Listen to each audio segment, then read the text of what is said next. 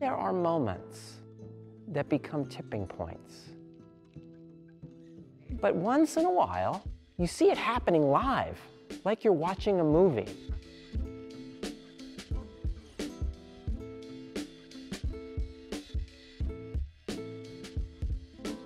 It's time to experience the built world.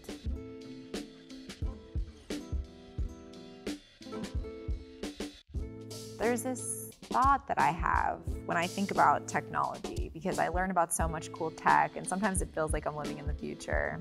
But I always ask myself, is it technological advancement that is changing culture and us as humans and our human behavior? Or is it us as humans that demand certain functions that propel technological innovation? I think it's everything, and I think the trap that we fall into of wanting things to be binary. They want things to be black or white, yes or no, up or down. And the reality is that it's everything. We are such a melting pot.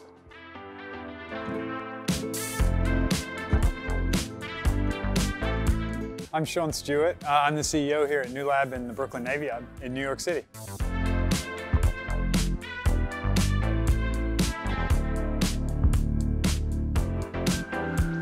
We're sitting in 300 acres of private land in the Brooklyn Navy Yard, kind of nestled between Williamsburg and Dumbo. When Mayor Bloomberg was in office, he launched an RFP, like a request for proposal, and just said, what would you do that'd be good for New York if we gave you access to this historical building? At the time, the windows were all blown out, one level, there were trees and wildlife in here, hadn't been occupied in decades. So it was a lot of work to do, but we responded to the RFP with our vision of Newlab.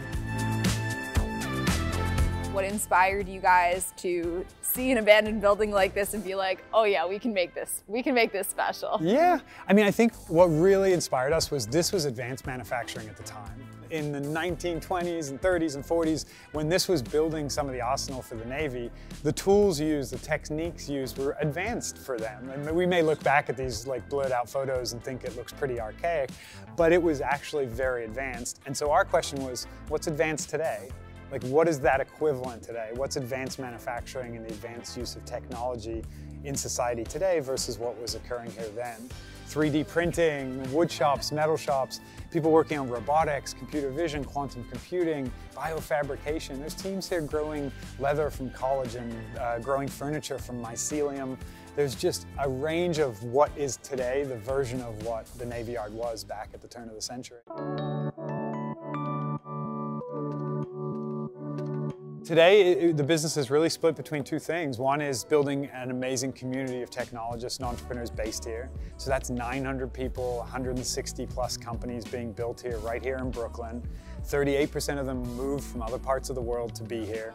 23% of the founders and CEOs are female compared to 1.5% of venture capital deployed last year.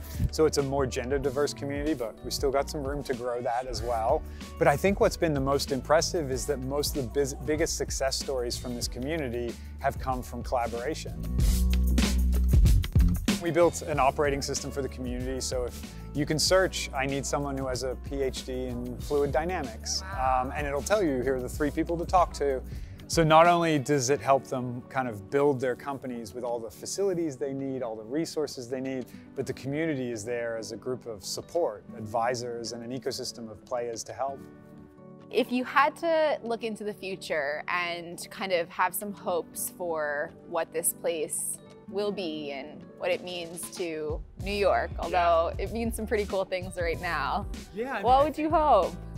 I'm probably like you, I start every day like reading the paper, checking the news, and it's been a pretty rough year. Like the major headlines have been pretty pessimistic. It's been a lot to go through. I entered this building and just get a wash of optimism on a daily basis. There is every major problem the planet is facing. There are incredible teams here working every day to try to solve them.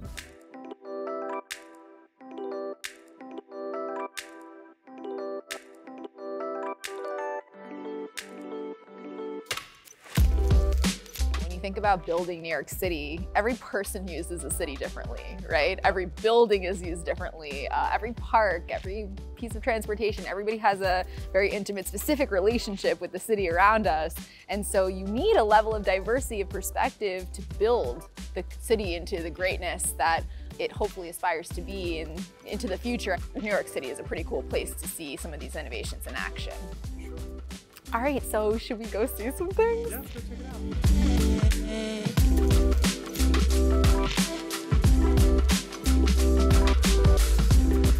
One of our teams, Terraform, they work on biofabricated materials and sustainable materials for housing and furniture. These chairs, they're grown from mycelium, so they're grown from the early spores of mushrooms. So they're completely biodegradable furniture. They're an example of one of the things we don't test applicants for commercial viability. You don't have to have a commercial plan. You don't have to have the potential to make revenue off of your technology.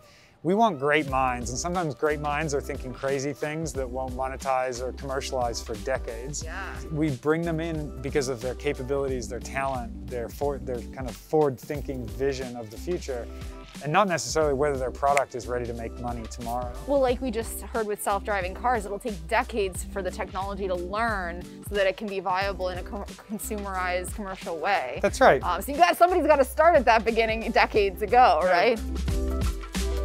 That concludes our tour, but I am leaving with more questions than I came. Here, I'll give you one of those. Yeah. Thanks for taking us around. All good questions. Appreciate it. When I first came to Brooklyn Heights, it was charming. I mean, you look at this water, and at one point there were no bridges, but people had visions. People had visions for the Brooklyn Bridge, for the Manhattan Bridge, for the Williamsburg Bridge. When you think about when they were built, they were ambitious engineering marvels that in some cases hadn't been done before. Today we have so much technology that enables actually seeing in front of you, not only seeing in front of you and planning for like design, build, engineering, all of those amazing things. I can't imagine when they were first being conceptualized with pen and paper. I'm Kent Liu, CEO of Nova Concept. My company is an architectural visualization company. When I worked like 15 years as an architect, I realized one problem. Real estate, the process is so long. Think about this, from the beginning to the end, how long it will take. Actually, we do a project in LaGuardia. There's a phasing for 20 years. So thinking about this, between these 20 years, no one is really see how building look like until the moment the building got built.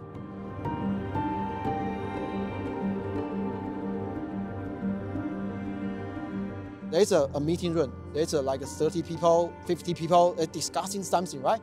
After like 2 hours lengthy meeting, everyone go home. Everyone have different imagination. They have different understanding for the final result.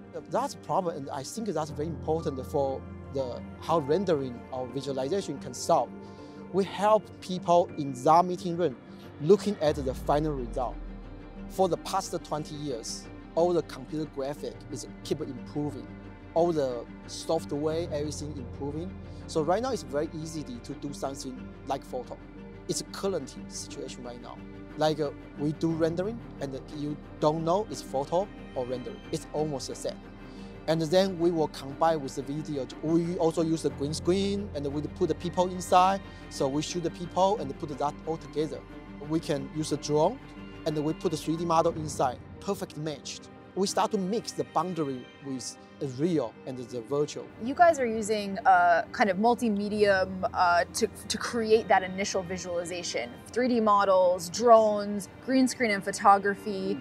And when you take that final product, you feed it into a computer that creates a video in a virtual environment.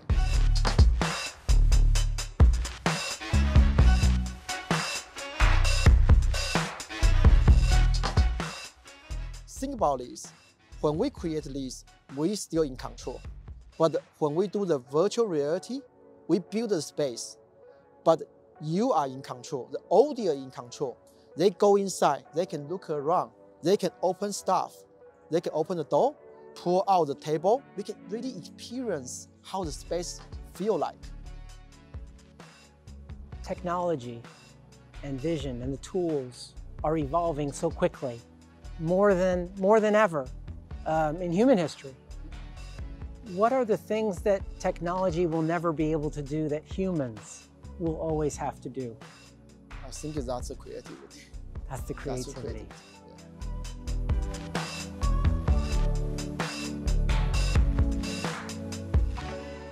There's a project we do last year.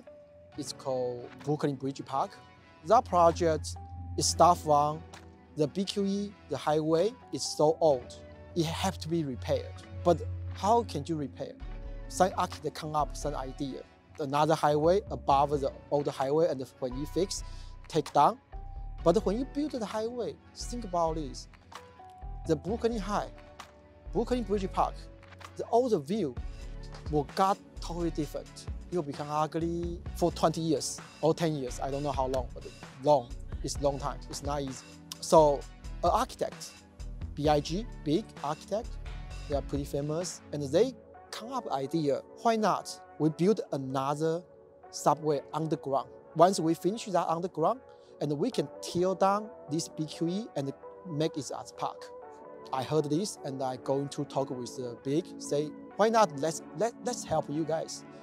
Let's help you guys to make this happen. We then jump in, we discuss, and then we come up a video. We spent about 3 months, work with them closely. We take a drone video to shoot here, and we do a video about before and after. BQE there, and with the park, and how beautiful when the park there, it's not just fix this and look like this, it's better than right now.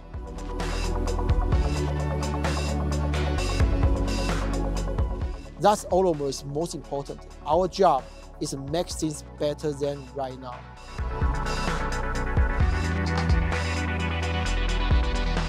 Digital twin is a digital copy of something that already exists. And when you think about that from a building standpoint, it essentially allows you to monitor everything that's going on in a building. But more than that, it allows you to try out new things without doing it in your actual building. What you might not know is that NASA is the one that developed digital twins in the first place back in the 1960s. And now it allows us to bring that to buildings and use them in the most efficient way possible. Well, I just think it's so cool to take a challenge and to create a versatile, kind of an array of options. I don't think we had that years ago, where you could have a vision and then use technology to bring it to life and share with others in a really significant way that shows how possible that vision is.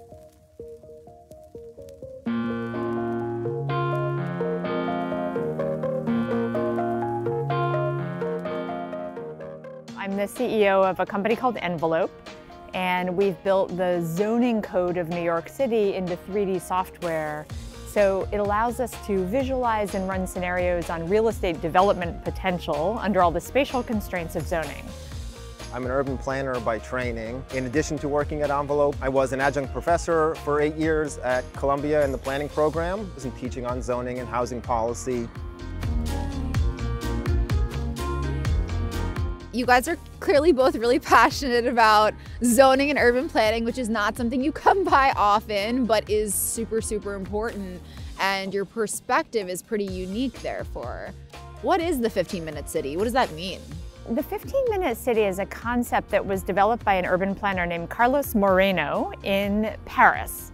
And it sort of bubbled up into the conversation about how cities can be more equitable and greener. What it means fundamentally is that every resident of the city should have within his or her walk or bike, a 15-minute walk or bike, access to work, education, care, services, shops, and parks and recreation. We've been thinking about it from a New York City perspective, and New York is uniquely well suited to be a 15-minute city because it's a pre-industrial city. It's already a sort of network of villages, a city of villages, all kind of networked together by public transit. A fantastic example of that is Hudson Yards. Hudson Yards now is a destination in itself in New York. People will go there just to see the vessel. They'll go there to walk the High Line. But once you're there, all of the restaurants are there, the river's there, it's beautiful. And it's actually a whole city in itself.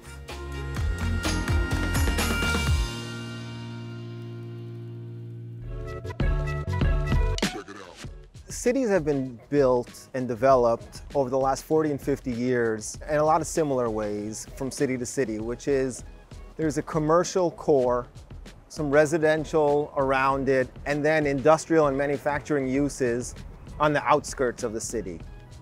That worked in some respects for a long time, but there are pluses and minuses to it. New York City has been designed so much to have everything come in and out of Manhattan. The regulatory framework that exists, the zoning and the building codes, those need to be adjusted a little bit so that there can be more flexibility as we react and adapt and recover from this pandemic. Well, I think it's interesting the way you frame the idea that over the course of time, we've really put emphasis on the, let's say, office location or where you work, right? Companies. And now you have this opportunity to reimagine life, these suite of things that make up life as humans, and emphasize the humans and where they're living.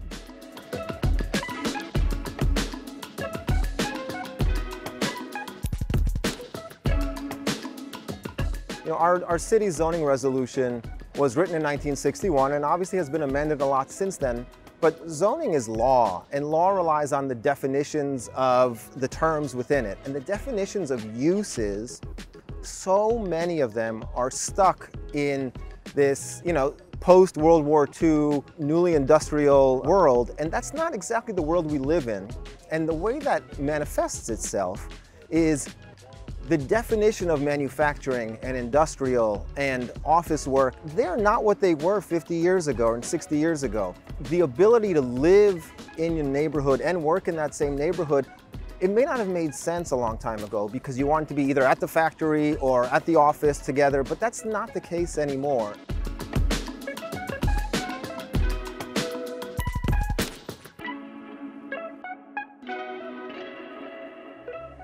Companies like Uber and Airbnb and more city bike sharing economy style companies who are embodying that asset light nature that this next generation is really calling for and thinking about in a way that just makes sense. I think we're starting, right? It's in a way, it's like this digitization almost because of technology and the ease of use and access to services therefore and shared amenities, shared services. A lot of that becomes possible, I think, for the first time in a real way.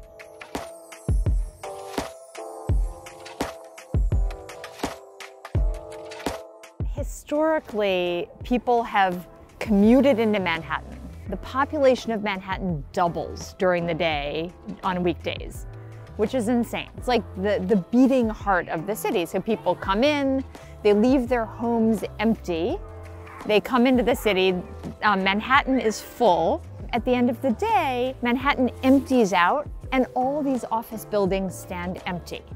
And yet they need to be heated and cooled and monitored and the lights stay on and they emit a ton of pollution.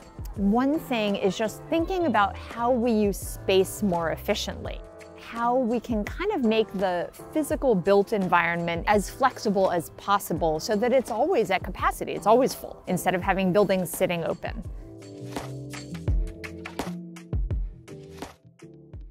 The energy that it takes to move all those people all day is substantial. And so the idea of the 15-minute city where we can take these central business districts, add residential, add light manufacturing, add retail, keep people there, and then take our residential communities and add some commercial and add light manufacturing and add the other things that people need to be able to stay there means that we don't have to drag them back and forth across neighborhoods every day. They can go if they want to. And so our job as the city is to build the mesh of transit options so that when they want to go from neighborhood to neighborhood, they're not coming into Manhattan and then having to go back out to a different place.